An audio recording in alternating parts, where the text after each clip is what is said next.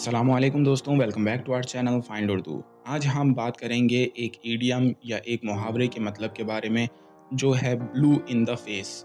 Blue in the face का मतलब होता है बहुत ज़्यादा मेहनत या एफर्ट करके किसी को कन्विंस करने की कोशिश करना, लेकिन बेकार में। यानी किसी चीज़ को समझाने या मनवाने की इतनी ज़्यादा कोशिश करने के बाद भी कोई फ़र्क नहीं पड़ता, उसको हम कहते हैं blue in the face.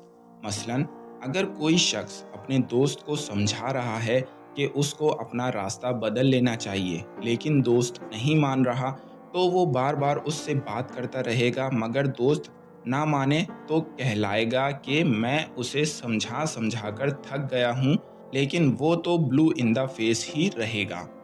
English में हम इस लफ्ज़ का इस्तेमाल इस तरह कर सकते हैं, I argued with him until I am blue in the face but he won't change his mind.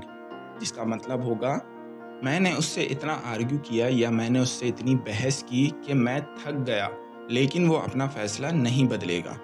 तो दोस्तों, ये था blue in the face idiom का मतलब। उम्मीद है अब आपको समझ में आ गया होगा। मिलता है नेक्स्ट वीडियो में। शुक्रिया।